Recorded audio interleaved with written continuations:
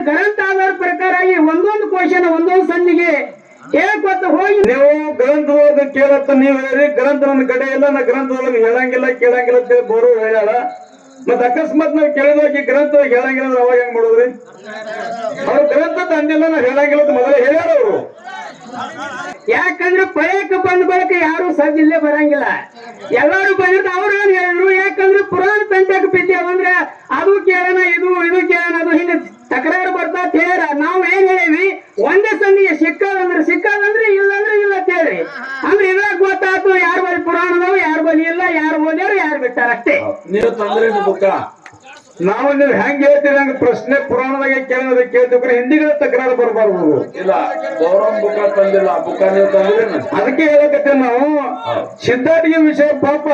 ಅವರು ಪ್ರಥಮ ಪದದೊಳಗೆ ಹೇಳ್ಯಾರ ಅವ್ರು ಸಿದ್ಧಾಟಿಗೆ ಮಾತಾಡ್ತೀವಿ ಅಂತಕ್ಕಂತ ಮಾತನ್ನ ಹೇಳ್ಯಾರ ಅದನ್ನ ಕಾಣಿಸ್ಬೇಡ ಕಕ್ಕ ಇಲ್ಲಿ ಕೇಳ್ರಿ ಅಂದ್ರೆ ಅಕಸ್ಮಾತ್ ನಮ್ದು ಕಡೆ ಬುಕ್ಕ ಇಲ್ರಿ ಅದು ಅಂದ್ರ ಆ ಬುಕ್ಕದಾಗ ಕೇಳಂದ್ರ ನಾವು ಕೇಳಿರ್ತೇವೆ ನಾವು ಅನ್ನೋದು ಬುಕ್ಕ ತೋರಿಸ್ತಂಗೆ ಅಂತೇಳಿ ನೀವು ಹಿಂಗಾಗ್ಬೋದು ವಿಷಯ ಯಾಕ್ರಿ ಅದನ್ನ